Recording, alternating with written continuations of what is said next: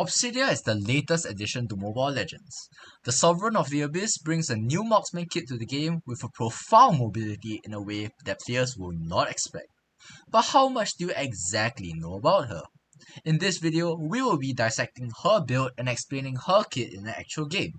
Unlike my previous analysis video, these types of videos focuses more on showcasing the hero itself, giving explanations of the right and wrong decisions I made in the game.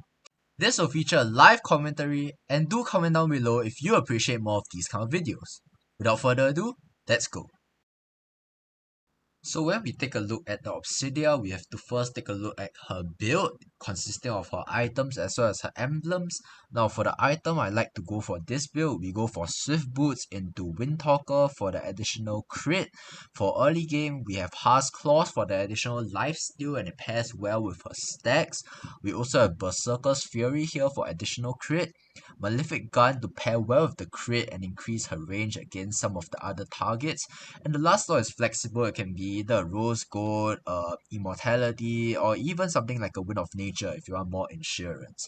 Now we also put in a Corrosion Scythe, or rather the Swift Crossbow, early on in front of the Windtalker, but you can explore that later in our actual video where I show you when and where to prioritize these itemizations. Now if we go over to her emblems in general, we want to use the Assassin emblem for additional penetration, additional adaptive attack, as well as additional movement speed. Now we also use the Swift attack speed emblem because it gives additional attack speed that works well with attack speed scaling marksmen like herself. We use the Master Assassin emblem to maintain her lane lead, as well as give her a better time when she tries to pick off these heroes from the mid to late game. And we are also using the Weakness Finder emblem because it complements her kit and her attacks are very easy to hit and slow the enemies down. For the battle spell, it's almost always a flicker because you always want the escape mechanic. You don't want to be vulnerable to their dive, since your only escape skill is your second skill that isn't a blink skill, so this provides that versatility in these team fights. So now let's look at the gameplay. Okay, so we are in the match right now, and the first thing that we want to do when we go into a match is kind of look at the lineup. Okay, so we look at our lane opponent and we see that it's the Nathan. Okay, so against the Nathan, I kind of want the boots first so I can kite him a bit better. And after that, okay, I know a lot of Obsidia builds go like crit, right? And like some people are like confused as to like which build to go. But personally, I just buy the Swift Crossbow first. Swift Crossbow is actually a sub item for Corrosion Scythe and the Feather of Heaven, but obviously we deal physical damage, so we are trying to get the Corrosion Scythe after, but we can honestly just buy the Swift Crossbow and kite around this Nathan while maintaining these stacks. Okay, so the hardest thing to do for Obsidia for most people is to maintain the stacks. You actually do not get stacks off these kind of creeps, so we're just hitting the creep to like get the gold from them to outscale our opponent. And another thing to notice is that Obsidia is actually a scaling marksman, similar to the likes of Granger. And we are in a 2v1 situation right now, but we have to know that as a marksman, as long as you scale late enough into the game, you still do damage. So we really want to try and poke them down while maintaining a safe distance. We also notice how I'm playing safer because it's a healer composition towards our side. We're also playing towards the weak side because the crab is closer to them. So we see that Nathan is mid lane right here, but we don't really want to go for anything too cheeky. We don't want to push this lane in yet because Nathan can still rotate down, and we want him to lose as much gold as possible. So what we can do is in fact poke the crab here a bit and just focus on last hitting this minion. After that, Nathan will be forced to get it. We can try and steal it. We get the crab as well. And now Odo is slow push towards him. He actually loses out on a few waves. He does trade it off the mid wave, but we can say that we have an advantage considering we are going against a roamer that babysits the lane. Now Nathan already pops his ult right here. He's trying to chunk down our turret as much as possible. We can't really fight him right now, but he's kind of low. So what we can try to do is poke a bit.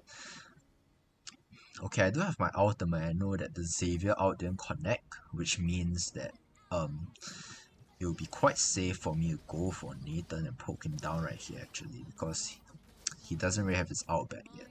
He should have it back now, So I'm actually gonna freeze the lane here because now I know I have a competitive edge against him. He will get the crab, but it's okay because we are playing for some long-term investments on this marksman.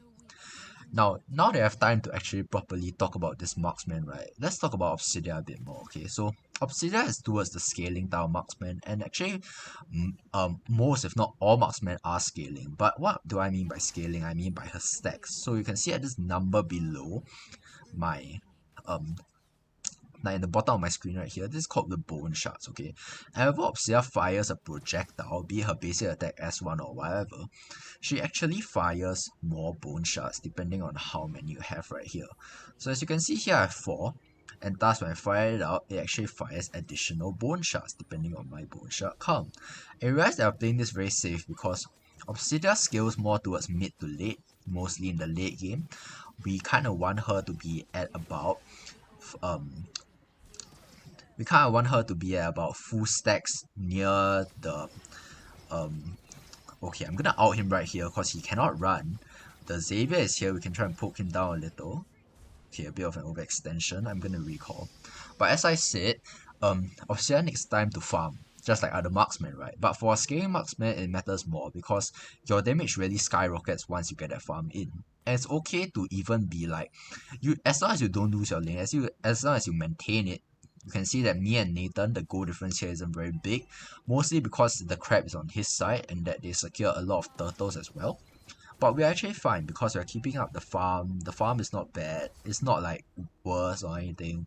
So now that we know he's either in mid or camping the turret, right? Okay, the Haya is here, but if I use my ultimate on him, he actually cannot use his ult. So he's forced to do that, and since he has no quad shadow, he'll be a free kill for us, I assume.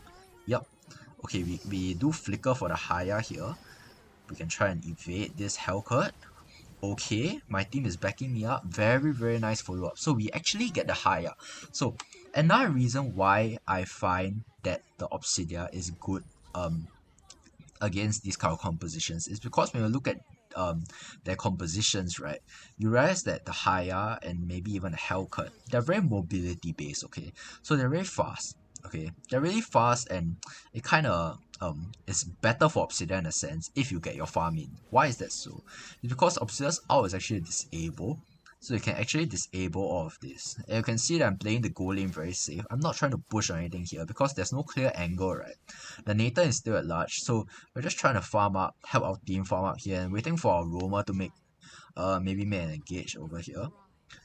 I mean, this Nathan likes to go aggressive, right? So I try and take advantage of that strat. And unlike my other like analysis videos, this isn't really about analysis of this hero. It's more about really dissecting this hero and like playing the macro game. So I can like easily kill this SDs right here. He should be dead. Nice one. We can out the nade. Oh, okay. Okay, that's a mistake by me. I should have finished off the SD sooner and maybe look for out on the Nathan or even directly outed the SDs actually. But it's alright because we still get a kill, not the best play, and yeah, we kind of learn from our mistakes, you know. And the interesting thing I like to go for this build is once you get this thing in, you get a wind token after your um Swift Crossbow, right? I actually like to buy the Vampire Mallet for these crit marksmen, and then I'll show you something interesting I do later. Okay, so now let's just prioritize the farm. I know that Nathan is in mid, so I can safely secure this crab over here. On your lane, such as XP and gold lane, you don't always want to push the lane in, you see that we always like maintain the gold lead against this Nathan because I know where he is on the map. I know that he's over there and Lance can probably kill him. So now that he's dead, right, and that the minions will come, I know that no matter what, I get a crab, I get this turret, and he doesn't get this cannon minion. The timing has to be very crucial because now I can just force this whole wave in. I have like no reason to even like stay here. Okay, I totally whiffed that. I didn't see that he had shadow.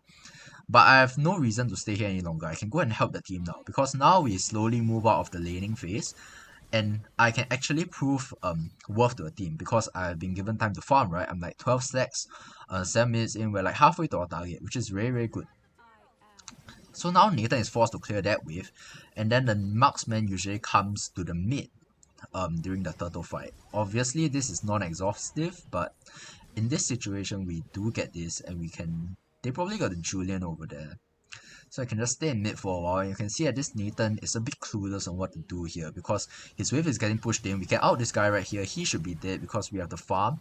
And right after we buy the Vampire Mallet, right? Should have bought it sooner actually, but I wasn't really keeping in consideration. We actually buy the Fury Hammer. I'm gonna sell this for a Fury Hammer just to let you have a better idea of what we're trying to do, you know. So I buy the Fury Hammer right here, right? And what we do with the Fury Hammer is because for these marksmen, we're gonna buy the Malefic Gun later anyways, such as Obsidia, Bruno, Irrital, etc. We are going to prioritize the Fury Hammer first because it actually gives us penetration and physical attack for a very very low cost of 580. After that, we can continue our Heart's Claws because the Vampire Mallet is already there for the lifesteal anyways. So what we want to do from this stage for Obsidia is to not get greedy because we have to remember that we're still a scaling marksman. We are only getting this ahead because number one, we had a good laning phase against the Nathan, and number two, our team provided us some form of entry for our kills. So when you're this ahead, you can actually freeze all these lanes. Just that Obsidia is a stacking marksman, such as similar to Granger. I keep making this comparison. So sometimes you want to freeze the lane, sometimes you do. You just kind of have a balance between maintaining your stacks while also denying their farm. So the Hellcut is like, he should be dead here. Yup. We can safely push in this mid. Maybe try and find a pick off with the team. I know Hayabusa is there somewhere. Okay, the Haya's dead. Now I can push towards here. I can out. Oh my. I meant to out the Nathan. I'm so sorry, guys. But I can poke him down a bit here. Always try and aim the Obsidian out unless there's like only like one person in front of you and it's like point blank, right? Like usually for these projectile outs, such as even a Franco hook actually, it's actually easier to hit from a distance. So you want to try and maintain like a variable distance for from them. So now I'll actually complete my corrosion side because you can see that I'm done with my Windtalker, I'm done with my Heart's Claws, I'm done building my Fury Hammer. So what I can do right now is I can actually out this Estes right here. I'm gonna chain onto the Estes. I can evade the Julian quite easily. I can flicker out here. He has a shadow on me, but he already used the shadow kill, so I believe he isn't really a threat right now. We can just go ahead and poke this down. I believe we can try and apply some pressure. He does have what's that? He does have the quad shadow back, but he doesn't have the shadow kill just yet. So we can just safely take this and maybe try to overextend a bit into him. I don't know. I do have the ultimate right here. I can try and attach it onto him. Nice! Okay, that is the beauty of the Obsidian out, by the way. It just grants so much value in terms of disabling these movement type heroes. But she really just needs time to scale. If I had a worse early game, I wouldn't be in this position to like try and dominate them right now. So you can see that we are actually winning quite hard. And I'm at 20 stacks in 11 minutes. So this is actually really healthy. This is a healthy stack count to keep note of. And at this point, just invade the jungle. Whether you are the marksman or the jungler, you can do just fine. I can try and pick off this Hellcut right here. Don't you use my out. Oh, he actually does escape. I didn't know. I didn't realize. Wait, they have double retreat. I didn't even realize that. We can go ahead and pick this Julian off right here. We can just swing it onto him because he doesn't have the mobility skill anymore. The Haya may come back towards us. Okay, he doesn't commit the shadow kill just yet. Okay, so now that we have Corrosion and we have Windtalker and we also have the Heart's Claws, we can actually go ahead and build Berserker's Fury, I believe. And you can see that just in a span of 1 minute, I actually got up to 24 stacks. The ult actually gives a bonus 5 stacks when it's active, so that's a good bonus to have. We are currently dominating a battlefield because we're being so hit right now. Okay, I did not expect that move from Haya.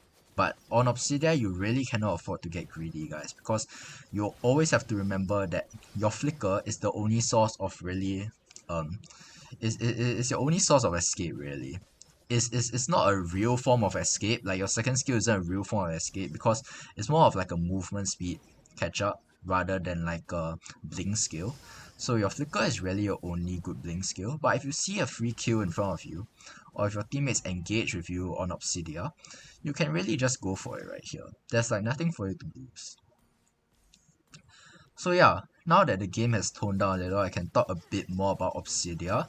Why I decided to go for this build, I probably should have talked about it a bit sooner in this video. But why you go for the corrosion side into this crit build is such that to provide two things. Okay, so number one, your corrosion side, like your swift crossbow, your sub item, is ready to help you in the laning phase. Okay, so your swift crossbow actually provides a lot of value in the laning phase, and you can stack it out very quickly because of how Obsidia's bone shards work, right? Each time you fire it out like that, you get 5 stacks on the swift crossbow or the corrosion side already. So once you get that, no one saw that by the way. So once you go get that stacks up, right, even if you're against a losing matchup, even if you're getting ganked 1v2, you can still make an impact in the game because you have that early damage up.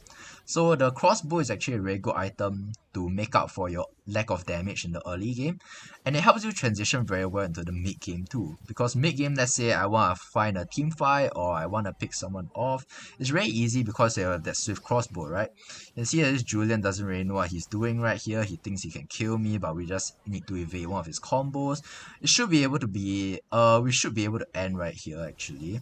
We can just go ahead and poke this turret down.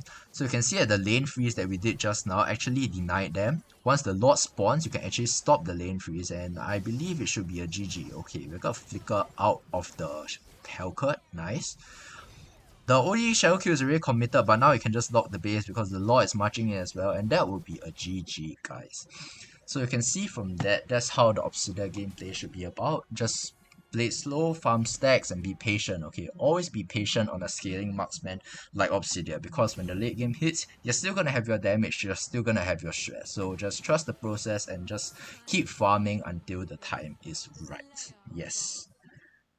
If you enjoyed that video, please remember to give a like and subscribe and comment down below what your favorite part of this video is. Remember that this is Jarek and I'm not just teaching you what works in ML, I'm teaching you why it works. See you next time.